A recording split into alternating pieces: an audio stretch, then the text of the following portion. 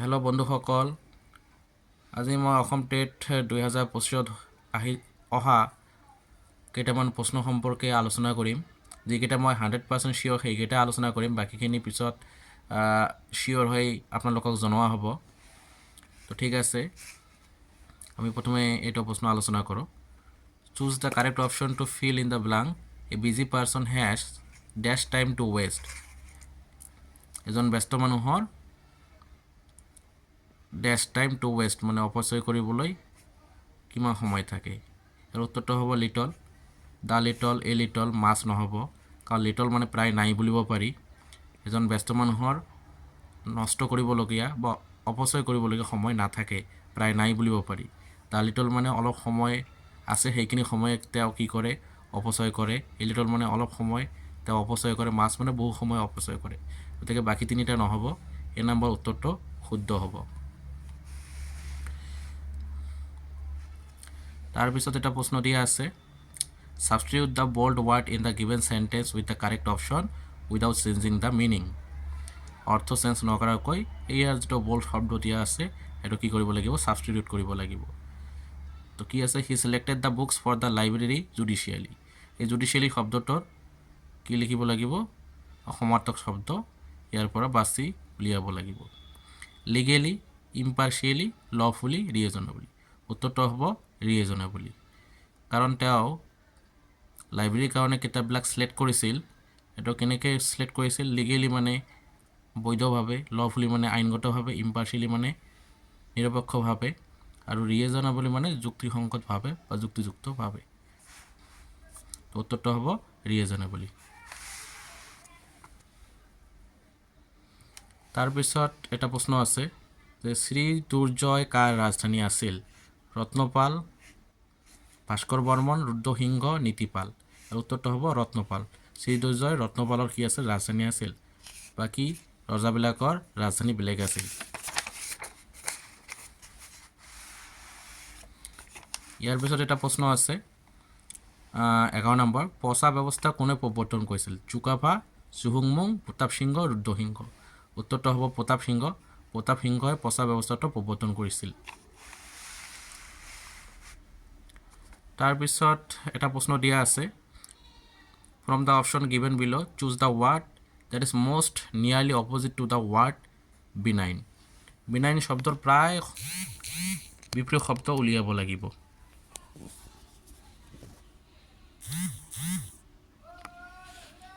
তো অপশ্যন কি দিয়া আছে, মেলভেলেণ্ট,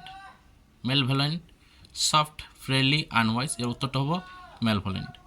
বিনাইন মানে হৈছে ভদ্ৰ, ছফ্ট মানে হৈছে মিহি কোমল, ফ্ৰেণ্ডলি মানে বন্ধুত্ব সুলভ, আনৱাইজ মানে হৈছে অজ্ঞানী, আৰু মেলেভেলেণ্ট মানে হৈছে কি অভদ্ৰ বা যিয়ে মানুহৰ কি কৰে, ক্ষতি কৰে। আৰু বেনাইন মানে ভদ্ৰ, যিয়ে মানুহৰ ক্ষতি নকৰে। গতিকে বেনাইন শব্দটোৰ অপজিট শব্দ কি হ'ব, মেলেভেলেণ্ট।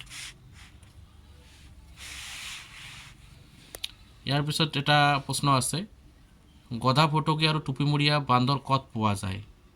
মানস ৰাষ্ট্ৰীয় উদ্যান, পবিতৰা বন্যপ্ৰাণী অভয়াৰণ্যত, বৰনদী বন্যপ্ৰাণী অভয়াৰণ্যত, এইবোৰ কোনোটোৱেই নহয়। উত্তৰটো হ'ব মানস ৰাষ্ট্ৰীয় উদ্যানত।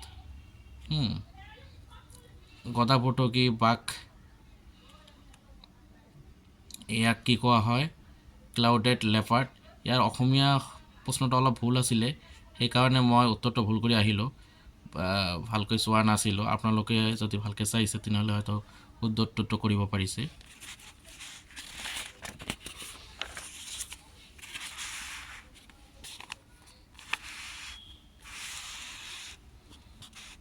তাৰপিছত এইটো প্ৰশ্ন চাওক, নিম্নলিখিত কোনটো অসমৰ দেহা সংৰক্ষিত বনাঞ্চল।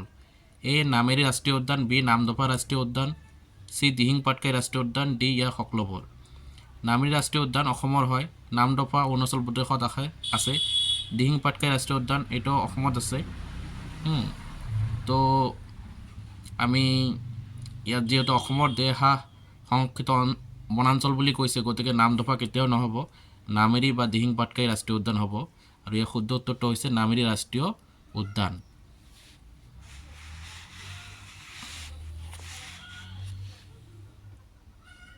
ইয়াৰ পিছত দিয়া আছে বুৰঞ্জী হ'ল আহোম শাসকসকলৰ আত্মজীৱনীমূলক লিখা, ৰজাই লিখা দিনোপঞ্জী, উপাখ্যান, এইবোৰ কোনোটোৱে নহয়। ইয়াৰ শুদ্ধ উত্তৰটো হ'ব উপাখ্যান।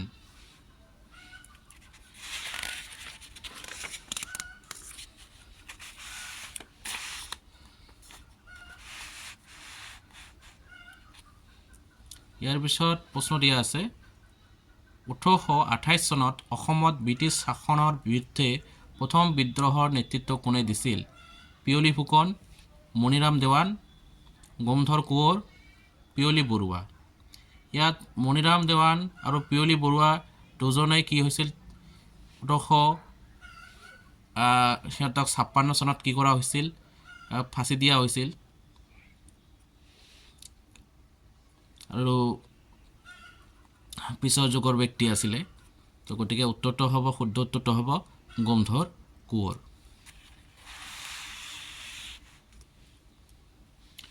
তাৰপিছত প্ৰশ্ন আছে চিৰাও কোন ৰাজ্যৰ এটা প্ৰাচীন পৰম্পৰাগত নৃত্য?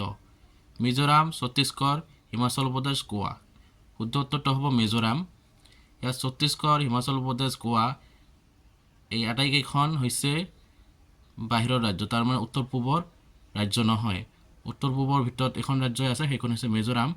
গতিকে এইটো এনেকৈ আমি নিৰ্বাচন কৰি উলিয়াব পাৰোঁ।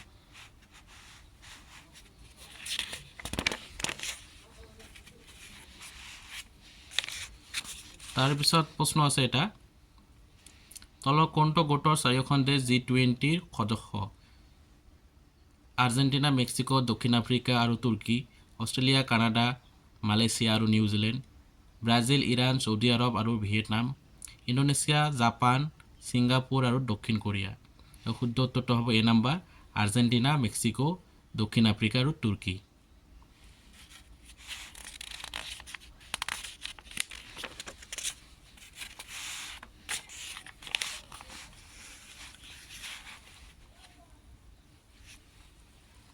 ছাব্বিছ নম্বৰ কি দিয়া আছে যে বৰ্তমানলৈকে সশক্তি সন্মান লাভ কৰা অসমৰ একমাত্ৰ ব্যক্তিগৰাকী হৈছে ডক্টৰ লক্ষীনন্দন বৰা।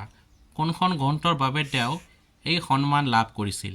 এ পাতাল ভৈৰৱী, বি কায়কল্প, চি সেহী গুণনিধি, ডি গঙা চিলনীৰ পাখি। ইয়াৰ শুদ্ধ উত্তৰটো হ'ব কায়কল্প। কায়কল্প পুথিখনৰ কাৰণে লক্ষীনন্দন বৰাই সৰস্বতী সন্মান লাভ কৰিছিল। পাতাল ভৈৰৱীৰ কাৰণেও বেলেগ বঁটা লাভ কৰিছিল, কিন্তু সৰস্বতী সন্মান লাভ কৰা নাছিল, সাহিত্য একাডেমি বঁটা লাভ কৰিছিল। গতিকে এই দুটা মই কনফিউজ হৈছিলোঁ, সেইকাৰণে উত্তৰটো ভুল কৰি থৈ আহিলোঁ, ৰিভিশ্যন দিয়া নাছিলোঁ। তাৰপিছত চাওক আপোনালোকে এইটো পানীদিহিং পক্ষী অভয়াৰণ্য অসমৰ কোনখন জিলাত আছে? এইটো উত্তৰটো হৈছে শুদ্ধ উত্তৰ হৈছে শিৱসাগৰ জিলা।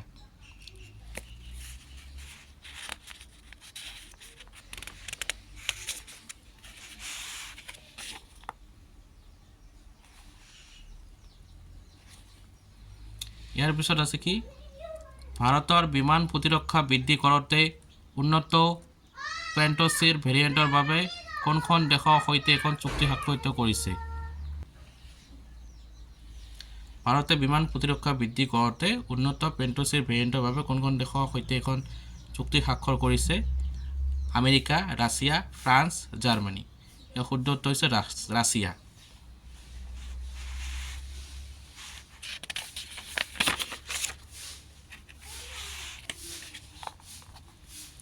তাৰপিছত এটা প্ৰশ্ন আছে from the options given below choose the word that is most nearly opposite to the word frugal. Frugal শব্দৰ প্ৰায় বিপৰীত শব্দটো লিখিব লাগিব। এইটো উত্তৰ হ'ব এক্সট্ৰা ভেগাণ্ট। ফ্ৰুগাল মানে মিতব্যয়ী আৰু এক্সট্ৰা ভেগাণ্ট মানে অতি খৰচী। ইয়াত ৰিচ, মাইজাৰেবল বা হেপী নহ'ব, যিকেইটা অৰ্থ বেলেগ।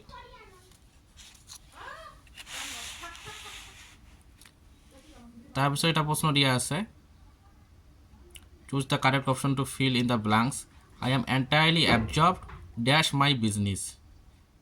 এ আছে ইন, বি আছে অন, চি আছে এট, ডি আছে উইথ। সেইটো উত্তৰটো হ'ব ইন। এবজৰ্ব ইন মানে ব্যস্ত থকা। I am entirely absorbed in my business. মই সম্পূৰ্ণৰূপে মোৰ ব্যৱসায়ত বা কৰ্মত ব্যস্ত।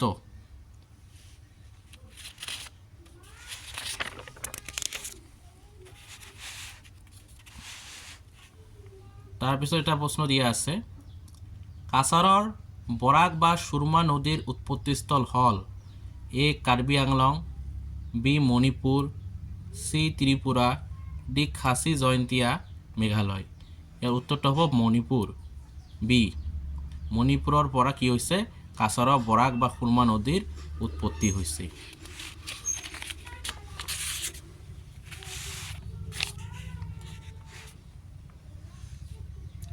তাৰপিছত চাওক 42 নম্বৰটো কি দিয়া আছে, choose the correct option to fill in the blank. She lives dash honest means A with, B by, C on, D in. এইটো বাই হ'ব। She lives by honest means, কাৰো জীৱিকা বুজালে বা পেশা বুজালে কি হয়, তেতিয়া লিভ বাই হয়।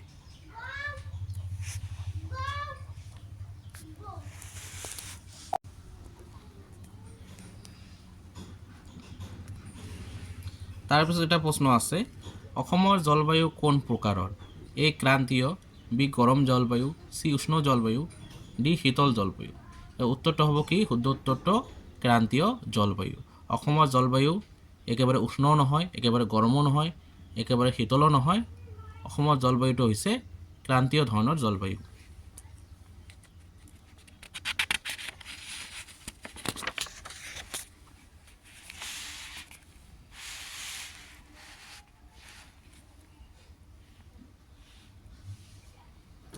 সাতচল্লিছ নম্বৰ প্ৰশ্নটো, পাঠদান আৰম্ভ কৰাৰ আগতে ছাত্ৰ ছাত্ৰীৰ দৃষ্টি আকৰ্ষণ কৰিবলৈ শিক্ষকসকলে শ্ৰেণীত এটা প্ৰেৰণাদায়ক অনুশীলন ব্যৱহাৰ কৰে।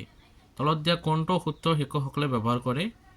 প্ৰস্তুতিৰ নীতি, অনুশীলনৰ নীতি, পৰিণতিৰ নীতি, দৃষ্টিভংগীৰ নীতি। শুদ্ধ উত্তৰটো হৈছে প্ৰস্তুতিৰ নীতি।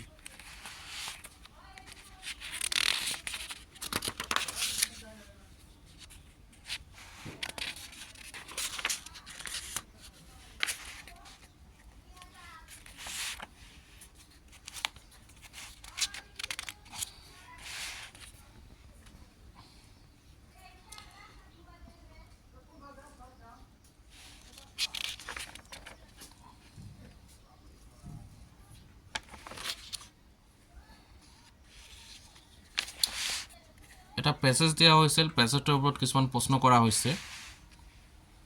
ঢাকা মুছলিমৰ ওপৰত এটা পেছেজ আছিলে। ইয়াত প্ৰথম প্ৰশ্নটো হৈছে, Dhaka muslin was described as woven air because A it was worn by Greek, Mughal and French aristocracy, B number it was woven so' fine that it was translucent, C number it was written about by Jane Austen and Leo Tolstoy, D number it is not produced anymore. শুদ্ধ উত্তৰটো হ'ব B, it was woven so fine that it was translucent.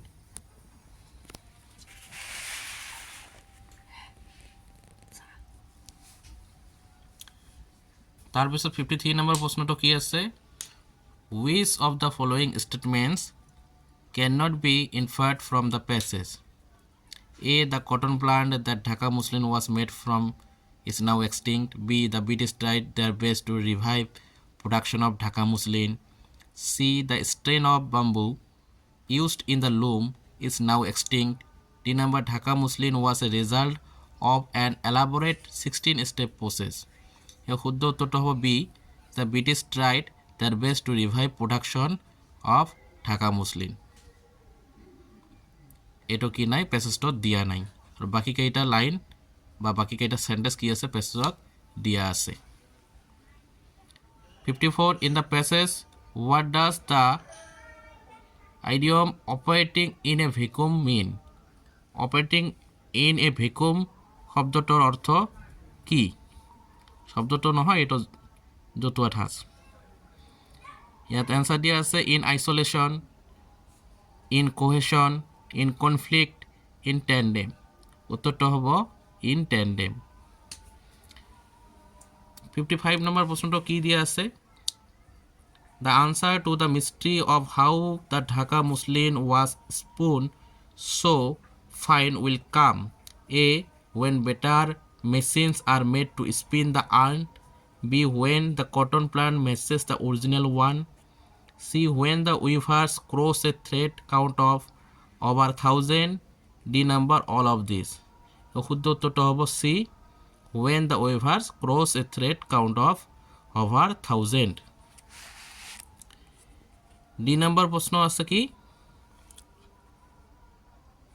56 number প্রশ্ন কি আছে this passage can best be described as A abstract B narrative C argumentative D expository ইয়াত abstract আৰু আৰ্গুমেণ্টেটিভ এই দুটাৰ অৰ্থ বেলেগ এবষ্ট্ৰাক্ট মানে খালী বা শূন্য আৰ্গুমেণ্টেটিভ মানে হৈছে যুক্তিসংগত নেৰেটিভ মানে হৈছে বৰ্ণনামূলক এক্সপজিটৰী এইটো মানে হৈছে বৰ্ণনামূলক গতিকে সবতকৈ মানে আটাইতকৈ মোষ্ট এপ্ৰপ্ৰিয়েট নেৰেটিভ হয় ইয়াত এক্সপজিটৰী এইটো কিছু পৰিমাণে শুদ্ধ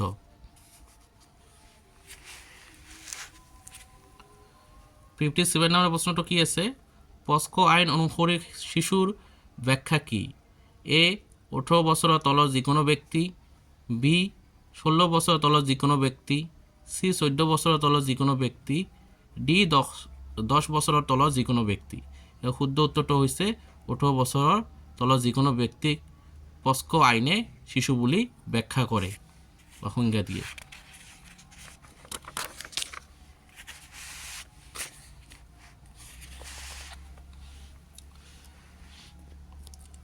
ইয়াৰ পিছত এটা প্ৰশ্ন আছে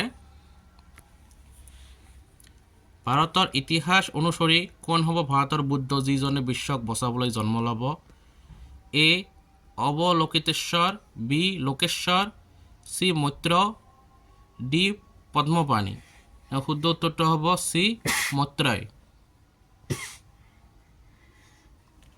মৈত্ৰয় হ'ব ভাৰতৰ ভৱিষ্যতৰ বুদ্ধ যিজনে বিশ্বক বচাবলৈ জন্ম ল'ব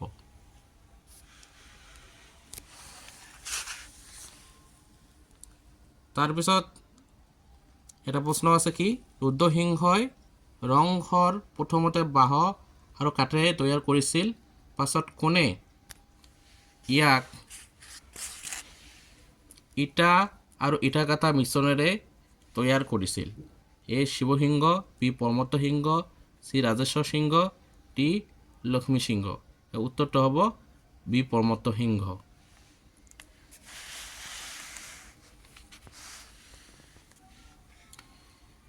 $60 নম্বৰ প্ৰশ্নটো কি কছাৰী ৰাজ্যৰ শেষ ৰাজধানী কি আছিল মাইবং মৰঙী বিজনী খাছপুৰ উত্তৰ হ'ব খাছপুৰ খাছপুৰ কছাৰী ৰাজ্যৰ শেষ ৰাজধানী আছিল তাৰ আগত মাইবং মৰঙী আছিল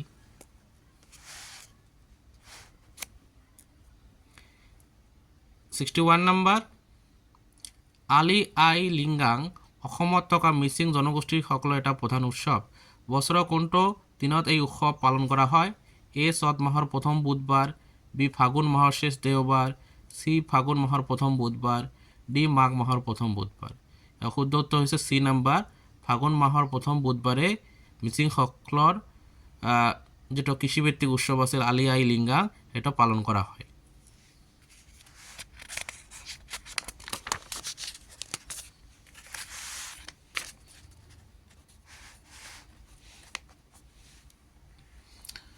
তাৰপিছত 63 number change the sentence into a negative sentence as soon as he went out the boys started noising এই সেন্টেন্সটোক নেগেটিভ লৈ চেঞ্জ কৰিব লাগিব মিনিং চেঞ্জ নোহোৱাকৈ এই নম্বৰ আছে no sooner had he gone out that the boys started noising b number no sooner did he go out the boys started noising c number no sooner had he gone out then the boys started noising d number no sooner he went out the boys started noising ইয়াৰ মোটামুটি শুদ্ধ উত্তৰটো হৈছে B number no sooner did he go out the boys started noising ইয়াত then কথাটো নাই actually সব উত্তৰ কেইটাই ভুল আছে কিন্তু মোটামুটি শুদ্ধ হৈছে বি নম্বৰটো ইয়াত দেন বহাই দিলে শুদ্ধ হৈ যায় no sooner did he go out then the boys started noising এটো হ'ব একেবাৰে 100% শুদ্ধ ইয়াত একচুৱেলি 100% শুদ্ধ, এটা উত্তৰো নাই। তাৰপিছত প্ৰশ্ন দিয়া আছে fill up the blank with the correct tense of the bracketed verb. Rohan watched the movie before he read the review. A number watches, B number had watched, C number is watching, D number watched. শুদ্ধ উত্তৰটো হ'ব B number head watched, কাৰণ before আছে, before থাকিলে ইয়াৰ এইফালৰ মানে বাকীখিনি বাক্য চাব লাগে, বাকীখিনি ক্লজ টু কণ্টেন্সত দিয়া আছে, এইখিনি পাষ্ট ইনডেফিনিট বা পাষ্ট চিম্পলত দিয়া আছে, গতিকে ইয়াত কি হ'ব পাষ্ট পাৰফেক্ট হ'ব।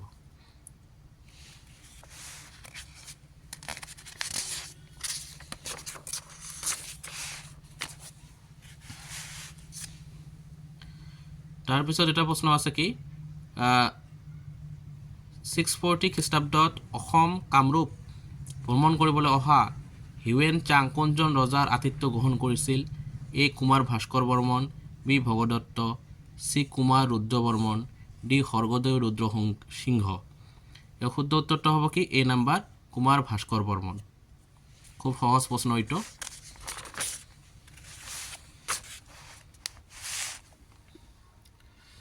তাৰপিছত এটা প্ৰশ্ন দিয়া আছে কি from the options given below choose the word that is most nearly opposite to the word ecumen. ecumen শব্দটোৰ প্ৰায় বিপৰীত শব্দটো লিখিব লাগিব। ইয়াৰ শুদ্ধ উত্তৰটো কি হ'ব ইম্বেচিলিটি।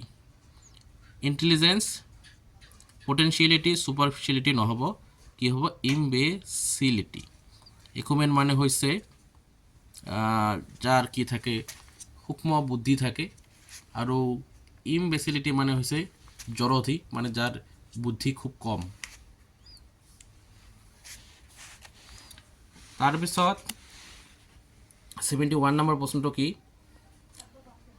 Choose the correct option to fill in the blank. Ice cream is made dash water, A of, B from, C with, D in. ইয়াৰ আটাইতকৈ শুদ্ধ উত্তৰটো হ'ব ফ্ৰম। কিছুমানে উইথ বুলিও ক'ব বিচাৰে, কিন্তু মই পাইছিলোঁ যে যেতিয়া একে ধৰণৰ বস্তুৰে কি কৰা হয়, কোনো এটা বস্তু বনোৱা হয় আৰু বনোৱাৰ পিছত ৰূপৰ কোনো পৰিৱৰ্তন নহয়, ৰূপ কালাৰ ইত্যাদি একেই থাকে প্ৰায়, তেতিয়া তাক কি কোৱা হয় মেকআপ বুলি কোৱা হয়, আৰু যেতিয়া তাৰ অৱস্থা বা ৰূপৰ পৰিৱৰ্তন হয় তেতিয়া মেক ফ্ৰম হয়। গতিকে ইয়াত ৱাটাৰৰ পৰা আইচক্ৰীম বনাওঁতে কি হয় ৰূপৰ পৰিৱৰ্তন হৈ যায়। আগতে এইটো কি আছিলে দুলীয়া বস্তু, তাৰপিছত এইটো কি হ'ল গোটা বস্তু হৈ গ'ল, গতিকে এইটো ফ্ৰম হ'ব। আৰু উইথ দিলেও কিছু পৰিমাণে শুদ্ধ হয়, কিন্তু ইয়াত মোষ্ট এপ্ৰপ্ৰিয়েটটো হ'ব কি ফ্ৰম।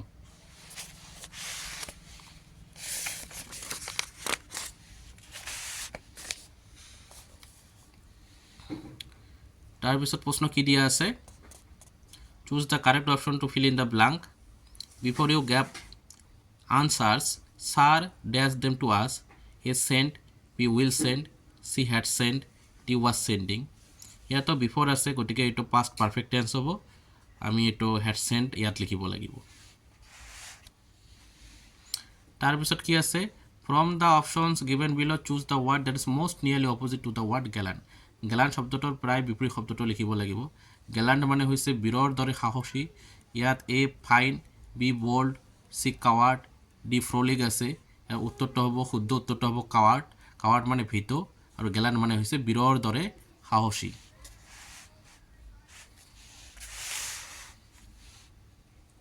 তাৰপিছত কি আছে এটা প্ৰশ্ন যে কোচ ৰাজবংশীসকলৰ কোন গীত বা নৃত্য কোনখন গ্ৰন্থৰ লগত জড়িত?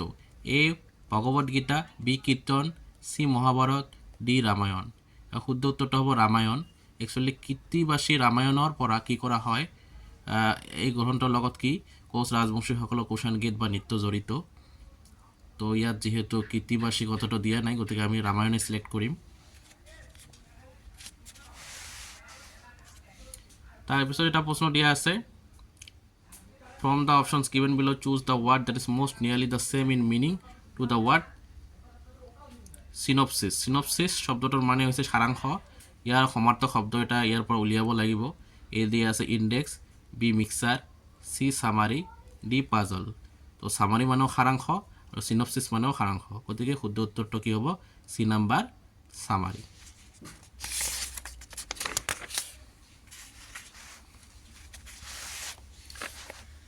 তাৰপিছত এটা প্ৰশ্ন দিয়া আছে 81 নম্বৰ, কলমকাৰী চিত্ৰকলা হ'ল এ দক্ষিণ ভাৰতৰ হাতেৰে ৰং কৰা কপাহী বস্ত্ৰ, বি উত্তৰ পূব ভাৰতৰ বাঁহৰ হস্তশিল্প ওপৰত হাতেৰে নিৰ্মিত এখন অংকন, চি ভাৰতৰ পশ্চিম হিমালয় অঞ্চলত পলুকেৰে চপোৱা ঊলৰ কাপোৰ, ডি উত্তৰ পশ্চিম ভাৰতৰ হাতেৰে ৰং কৰা সজ্জাগত ৰেচমৰ কাপোৰ। তো ইয়াৰ শুদ্ধ উত্তৰটো হ'ব এ নাম্বাৰ, কলমকাৰী চিত্ৰকলা হৈছে দক্ষিণ ভাৰতৰ হাতেৰে ৰং কৰা কপাহী বস্ত্ৰ। 81 নম্বৰ প্ৰশ্ন, মণিৰাম দেৱানৰ লগত আৰু কাক ফাঁচি দিয়া হৈছিল? ফৰ্মুদ আলী, পিয়লি ফুকন, পিয়লি বৰুৱা, জ্যোতিৰাম বৰুৱা। তো শুদ্ধ উত্তৰটো হ'ব চি পিয়লি বৰুৱা। মণিৰাম দেৱানৰ লগত পিয়লি বৰুৱা কি কৰা হৈছিল? ফাঁচি দিয়া হৈছিল।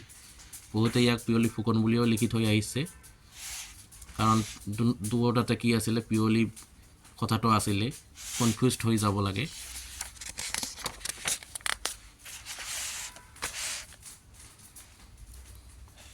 তাৰপিছত কি দিয়া আছে, সাহিত্য একাডেমি বঁটা লাভ কৰা প্ৰথমগৰাকী অসমীয়া মহিলা সাহিত্যিক কোন? এ Nalinibala Devi, B Nirupama Borgohain, C Nirmal Prabha Bordoloi, D Rita Choudhury. শুদ্ধ উত্তৰটো হ'ব নলিনীবালা দেৱী। নলিনীবালা দেৱী আছিল প্ৰথমগৰাকী অসমীয়া মহিলা যিয়ে সাহিত্য একাডেমি বঁটা লাভ কৰিছিল। তাৰপিছত কি দিয়া আছে, ভাৰতৰ কেইখন ৰাজ্যৰ লগত অসমৰ সীমা লগলাগি আছে? শুদ্ধ উত্তৰটো হ'ব এ 7খন।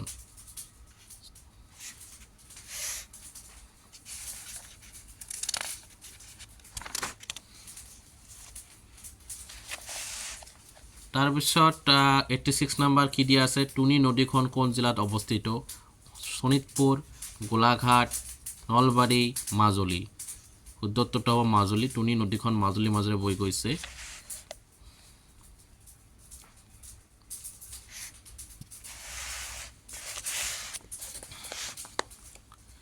তাৰপিছত প্ৰশ্ন কি দিয়া আছে, তলত দিয়া কোনখন অসমৰ জৈৱমণ্ডল সংৰক্ষিত বনাঞ্চল?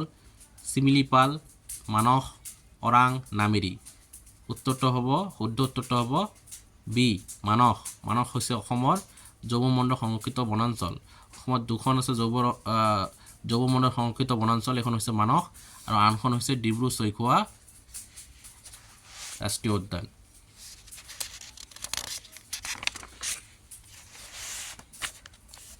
তাৰপিছত প্ৰশ্ন আছে, তলৰ কোনজন ভাৰত ত্যাগ আন্দোলনৰ শ্বহীদ নাছিল? কনকলতা, ভোগেশ্বৰী ফুকননী, কুশল কোঁৱৰ, মণিৰাম দেৱান। এইটো শুদ্ধ উত্তৰটো হৈছে মণিৰাম দেৱান, কাৰণ তেওঁক কি কৰা হৈছে 1856 চনত ফাঁচি দিয়া হৈছে। বাকী কনকলতা বৰুৱা, ভোগেশ্বৰী ফুকননী, কুশল কোঁৱৰ সিহঁতে 1942 চনত কি আছিল ভাৰত ত্যাগ আন্দোলনৰ শ্বহীদ আছিল।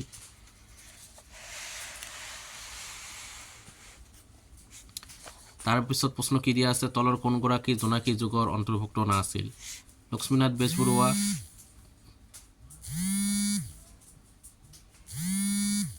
চন্দ্ৰকুমাৰ আগৰৱালা, হেমচন্দ্ৰ গোস্বামী, নিধিৰাম ফাৰৱেল। শুদ্ধ উত্তৰটো হ'ব নিধিৰাম ফাৰৱেল। লক্ষ্মীনাথ বেজবৰুৱা, চন্দ্ৰকুমাৰ আগৰৱালা আৰু হেমচন্দ্ৰ গোস্বামীক কি কোৱা হয়? জোনাকী যুগৰ ত্ৰিমূৰ্তি বুলি কোৱা হয়। অকল নিধিৰাম ফাৰৱেল সি জোনাকী যুগৰ অন্তৰ্ভুক্ত নাছিল।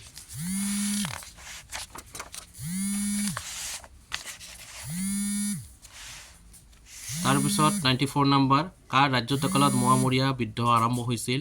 স্বৰ্গদেউ লক্ষ্মী সিংহ,